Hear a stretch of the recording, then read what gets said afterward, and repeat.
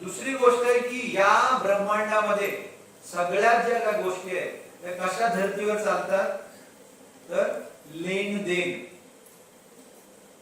घेणं देणं, ह्याच्यावरतीच या विश्वामध्ये सगळ्या गोष्टी चाललेल्या आहेत. कुठली गोष्ट अशी आहे का की त्याच्यामध्ये लेनदेन नाहीये? कुठलाही असा व्यवहार आहे का त्याच्यामध्ये कुठल्याही प्रकारचं घेणं देणं नाहीये? सगळ्या गोष्टींमध्ये घेणं देणं आहे. हा निसर्गाचाच नियम आहे. ज्या ठिकाणी तुम्ही घेतलंय, ज्या ठिकाणी तुम्ही घेतलंय ते तुम्हाला कधी ना कधी कुठेतरी द्यावंच लागणार आहे. आणि जे तुम्ही दिलंय, जे तुम्ही दिलंय ते तुम्हाला कुठं ना कुठून तरी मिळणारच आहे. बरोबर? जे तुम्ही घेतलंय ते तुम्हाला कुठे ना कुठेतरी कधी द्यावंच लागणार आहे. आणि जे तुम्ही दिलंय ते तुम्हाला कधीतरी तुम्हाला मिळणार आहे. प्रश्न इथे आहे की तुम्ही काय देताय आणि काय घेताय. आता याच्यामध्ये फक्त पैसे नाहीये, याच्यामध्ये फक्त संपत्ती, घर, बंगला नाहीये, तर याच्यामध्ये आहे तुम्ही विचार काय देताय, तुम्ही इतरांबद्दल करताना विचार काय करताय.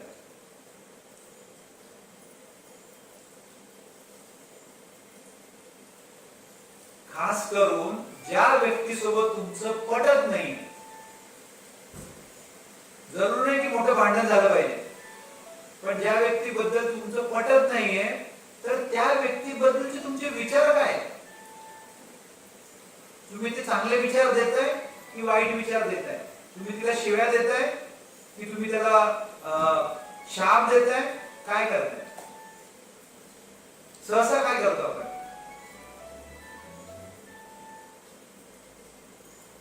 सहसा आपण काय करतो? ज्या व्यक्ती बरोबर पटत नाहीये त्याच्यासोबत जर बाचाबाच झाली किंवा काय झालं तर त्यावेळी आपण काय करतो? शापच देतो. शाप, शिव्या. जे तुम्ही दिलंय ते तुम्हाला कधी ना कधी परत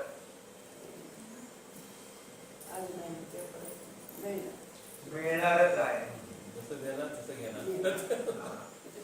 त्यामुळे विचार करायचा की कितीही आपल्यासोबत ज्यावेळी वाईट होते, कितीही आपल्यासोबत ज्यावेळी वाईट करतोय, कोणी असू दे, ज्यावेळी वाईट करतोय त्यावेळी आपण त्याच्याबद्दल काय ठेवतोय विचार, हे जास्त महत्त्वाचं आहे. जर कोणतरी आपल्याला त्रास देतोय, त्रास होतोय, बरोबर, त्यावेळी आपण विचार केला की बाबा माझं काहीतरी पाठचं कार्य आहे, पाठचं काहीतरी कार्य आहे, त्याच्यामुळे मला आज हे घ्यावं लागतंय. पण मी परत त्याला दिलं, परत मी शिव्या दिल्या, परत वाईट बोललो, तो मरो, त्याला काय किडे पडो, शाप दिला, काय केलं बोलत, पुढे काय होणार आहे? तेच तुम्हाला आहे. पण संधी कुठे आहे? संधी इथे आहे की तुमचं जे कर्म आहे ते झिरो करायचं. कधी? ज्यावेळी तुम्हाला जो कोण बोलतो, जी परिस्थिती म्हणा, तो व्यक्ती म्हणा, माणसं म्हणा, ज्यावेळी तुम्हाला त्रास देत आहे आणि त्यावेळी सुद्धा जर तुम्ही ते समजताय की बाबा माझं हे कुठलं तरी पाचक जे काय आहे, कार्य आहे, कर्म आहे, ते पूर्ण होतंय, मी त्याला वाईट काहीच बोलणार नाही, मी त्याला शाप बीप काहीच देणार नाही, मी फक्त म्हणणार की बाबा देव त्याचं भलं कर. ज्यावेळी मी म्हणतोय देव माझं त्याचं भलं करो, त्यावेळी देव काय करणार आहे? आपलं पण भलं करणार. सो घेणं आणि देणं किती महत्वाचं आहे. पैसे, पैसे जे आहे काय आहे? एक चंचल लक्ष्मी आहे. ती जर सगळ्यांकडे फिरत राहिली तरच गोष्टी घडणार आहेत. जर एखाद्या व्यक्तीने पैसे घेतले, मला 10 लाख मिळाले आणि ते त्याने त्याच्या जवळ ठेवले, त्याने ना काय शॉपिंग केली, ना काय खरेदी केली, ना कुठे काय केलं, खर्च नाही केला, तर त्याची काय व्हॅल्यू वाढेल का? त्यांनी ते कुठेतरी फिक्स डिपॉझिटला पण बँकेत नाही ठेवले, फक्त घरी आणून ठेवले, तर त्याची ती जी काय ऊर्जा आहे, ती एनर्जी आहे, ती वाढणार आहे का? है ना? त्यामुळे हे देत राहणं आणि घेत राहणं हे कंटिन्यू चालूच राहणार आहे. फक्त आपल्याला विचार करायचा आहे की आपण काय देतोय. आपल्याला काय विचार करायचा आहे, आपण काय देतोय. आपण जे देतोय ते आपल्याला मिळणार आहे. ते बहुतेक ह्या जन्मात मिळेल, पुढच्या जन्मात मिळेल, त्याच्या पुढच्या जन्मात मिळेल, माहिती. आणि आज जे मिळतंय ते काय मिळतंय, काहीतरी पाठच्या जन्मात आपण केलंय, पाठी काहीतरी आपण गडबड केली, त्याच्यामुळे आज मला इथे हा त्रास होतो. कळलं?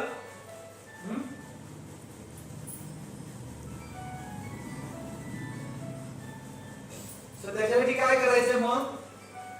त्यासाठी सगळ्यात महत्वाची गोष्ट की जर तुम्हाला वाटतं, प्रत्येकाची इच्छा काय असते की अरे माझं चार चौघींसोबत चांगलं असावं, चार चौघी माझ्यावर बोलून चालणं असावं, छान सोबत मी बसलो तर लोकांनी चांगलं बोलावं, माझ्याबद्दल चांगलं बोलावं, हीच अपेक्षा असते ना. सुसंस्कृत काय म्हणतो आपण? सुसंस्कृत म्हणलं म्हणजे काय की चार चौघामध्ये चालून बोलून उठून व्यवस्थित आहे, तो सुसंस्कृत. ज्यावेळी आपल्याला असं वाटतं की मी चार चौघात बसले त्यावेळी मला चार चौघांनी चांगलं बोलावं, तर सुरुवात कुठून झाली पाहिजे चांगलं बोलायची?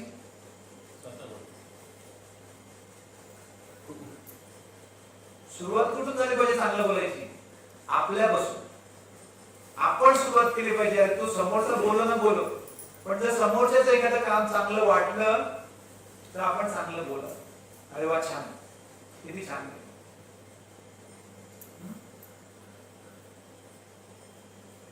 कारण की तुम्ही ज्यावेळी बोलाल, तुम्ही दिलंय ती गोष्ट तुम्ही दिली, तर दुसरं तुम्हाला नक्कीच कोणतरी बोल. पण सहसा काय होतं, कितीही चांगलं करू द्या, किती काय करू द्या, पण एक शब्द तोंडाला बाहेर नाही पडला. मनामध्ये आहे, मनामध्ये भरपूर प्रेम आहे आपल्या आई वडिलांबद्दल, आपल्या मुलांबद्दल, नातवंडांबद्दल, सगळ्यांबद्दल प्रेम भरपूर आहे. पण जर म्हटलं ना आवर्जून तुम्ही त्याला बोला समोर जाऊन की बाबा माझं तुझ्यावर प्रेम आहे, तुम्हाला खूप प्रेमळ आहेस, तर बोलवल का?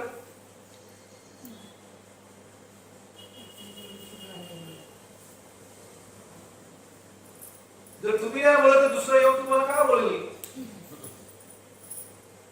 त्यामुळे काय करायचं, लक्षात ठेवायचं की आपण काय देतोय. काय देतोय म्हणजे काय की आपण चांगली गोष्ट ज्यांनी केली, भले ती छोटी असू दे, एकदम छोटी असू दे, पण त्याची ते बोलून दाखवणं गरजेचं आहे. आज मी गेलो होतो कररला काही फुलं आणायची होती आणि श्रीखंड आणायचं होतं. तर कररला लक्ष्मी हॉटेल आता बघितलं सगळ्यांनी ना, बघितलं का?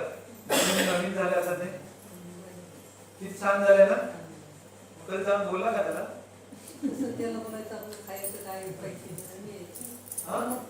एवढी बनवलं छान, तुम्हाला आता गेलं एकदम म्हणजे शहरामध्ये आल्यासारखं वाटतं, असं ते एकदम छान बनवलं एकदम. मग तुम्ही बोलला का नाही त्याला? मी बोलली. बोलला ना, खूप छान. म्हणजे तो ओळखीचा आहे ना माझ्या, आम्ही शेजारी तिथेच राहत होतो करड मध्ये, त्यामुळे मी बघायसाठी खास गेले त्या हॉटेल. त्याला बोलले ना छान बनवली. मी आज गेलो होतो ना, तर आवर्जून घेतल्यानंतर मी त्याला म्हटलं साहेब तुम्ही खूप छान बनवलं, एकदम सुंदर, म्हणजे बसायला व्यवस्थित आणि अशा ठिकाणी गिफ्ट कप मध्ये भरपूर छान वाटतं. तो खुश झालाय, मनापासून त्याच्या चेहऱ्यावर एक वेगळंच हास्य आलं. काय लागतं आपल्याला एखाद्याच्या चेहऱ्यावर हास्य आणायला? काय लागतं? प्रेम बसतंय ना आपलं. कुठे पैसे द्यावे लागतात ना, कुठे पैसे द्यायचे नाही ना, फुकट. दोन शब्द प्रेमाचे बोलायचे आपल्याला, आनंद होतोय ना. मग तीच गोष्ट तू राग राहिला की आपला राग राहिली खुशी, ते खुशी आपलं सुंदर आहे बाबा सर्व. त्यामुळे ह्या गोष्टी बाहेर नाही, आपल्या घरामध्ये पण बघा, आपल्या घरामध्ये आपल्या कुटुंबामध्ये पण बघा. एखादी व्यक्ती कुठलं छोटस जरी चांगलं काम करतंय त्याला शाबासकी द्या, देवा तू हे छान केलं, सांग मला आवडलं.